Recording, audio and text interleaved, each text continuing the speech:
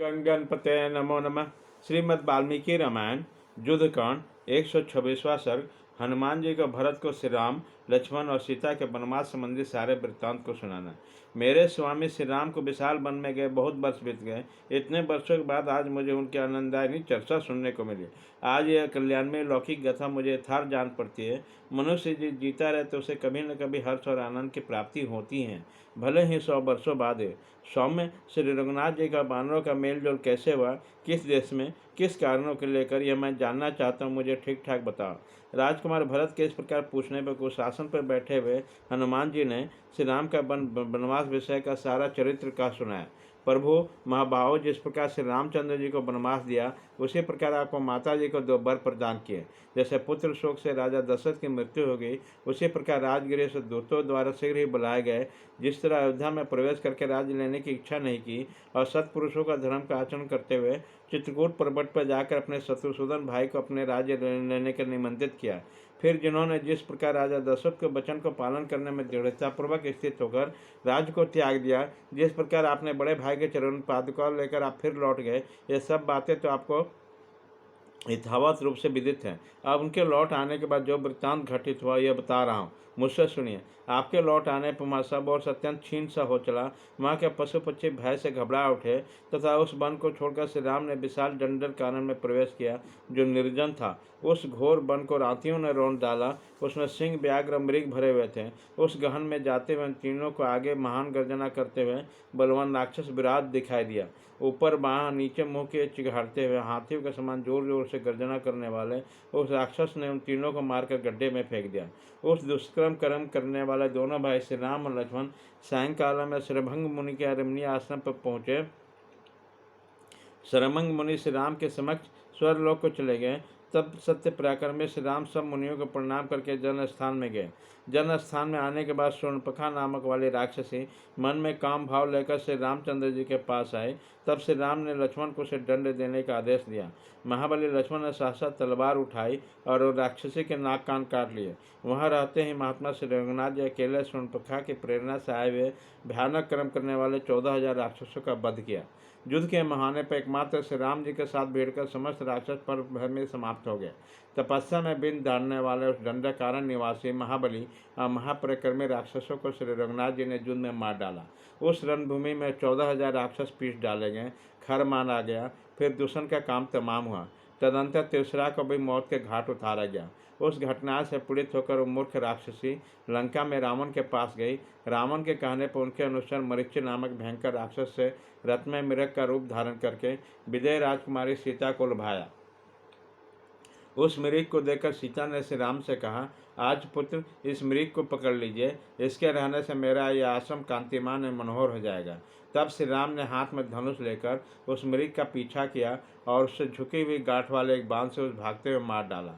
सौम्य, जब श्री रघुनाथ जी मृग के पीछे आ रहे थे और लक्ष्मण भी उन्हीं का समाचार लेने के लिए गए, पर्णशाला से बाहर निकल गए, तब रावण ने उस आश्रम में प्रवेश किया। उसने बलपूर्वक सीता को पकड़ लिया, मानो आकाश में मंगल ने रोहिणी पर आक्रमण किया। उसी समय रक्षा के लिए आए हुए गिरिराज जटायु को युद्ध में मारकर राक्षस सहता सीता को लेकर वहां से जल्दी चंपत हो गया। तदंतर एक पर्वत शिखर पर रहने वाले पर्वतों के समान अद्भुत एक विशाल शरीर वाले बानरों ने आश्चर्यचकित होकर सीता को साथ लेते हुए राक्षस राज रावण को देखा। वो महाबली राक्षस राज रावण बड़ी शीघ्रता के साथ मन के समान पुष्पक विमान के पास जा पहुंचा और सीता के पास उसने आरूढ़ होकर लंका में प्रवेश किया।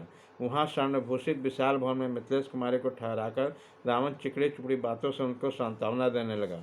अशोक वाटिका में रहते हुए विदेह नंदिनी ने रावण की बातों से तथा स्वयं और राक्षस राज को भी तिनके के समान ठुकरा दिया और कभी उसका चिंतन नहीं किया। उधर वन में श्री रामचंद्र जी मृग को मारकर लौटे। लौटने समय उसके पिताजी से भी अधिक प्रिय गिरिराज को मारा गया देखा। तब उनके मन में बड़े व्यथा हुए। लक्ष्मण सहित श्री रघुनाथ जी विजय राजकुमारी सीता को खोज करते हुए गोदावरी के पुष्पित वन प्रांत में विचरने लगे। खोजते खोजते दोनों भाई उस विशाल वन में कमंद नामक राक्षस के पास जा पहुंचे। तदंतर सत्य पराक्रमी राम ने कमंद का उद्धार किया और उसी के कहने पर ऋषिमुख पर्वत पर जाकर सुग्रीव से मिले। उन दोनों एक दूसरे के साक्षात्कार होने से पहले हार्दिक मित्रता हो गई। पूर्व काल में क्रुद्ध हुए बड़े भाई बाली ने सुग्रीव से घर से निकाल दिया। श्री राम और सुग्रीव ने जब परस्पर बातें हुई तब उसका और भी प्रगाढ़ प्रेम हुआ। श्री राम ने अपने बाहुबल से सम्रांगण में महाकाय महाबली बलि का वध करके सुग्रीव को उनका राज्य दिलाया। श्री राम ने समस्त बानरों सहित सुग्रीव को अपने राज्य पर स्थापित किया और सुग्रीव ने श्री राम के सामने प्रतिज्ञा की कि मैं राजकुमारी सीता को खोज करूंगा। तदंतर महात्मा बानरराज सुग्रीव ने 10 करोड़ बानरों को सीता का पता लगाने की आज्ञा देकर संपूर्ण दिशाओं में भेजा। उन्हीं बानरों में हम लोग भी थे।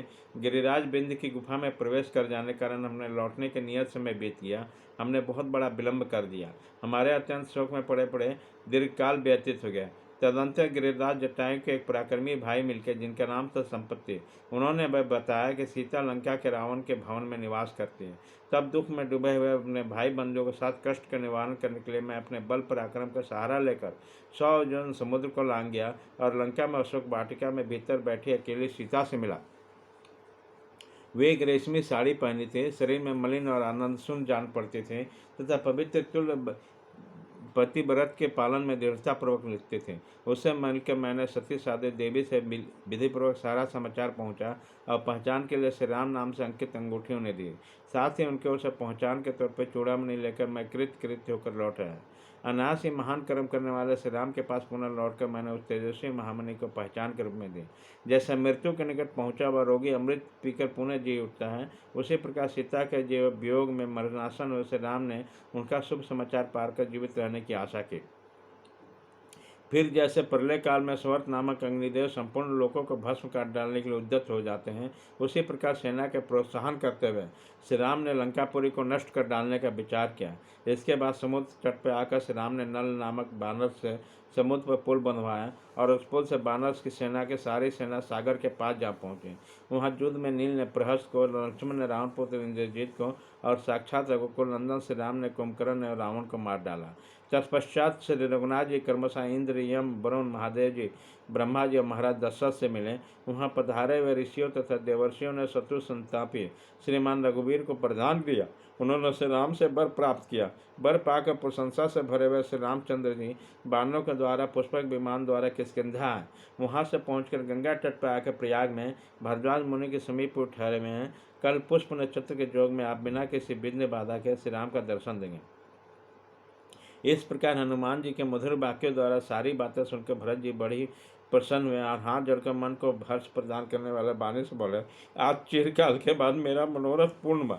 इस प्रकार श्री वाल्मीकि निर्मित आस रामायण आदि काव्य के युद्ध कांड में 126वां सर्ग पूरा हुआ।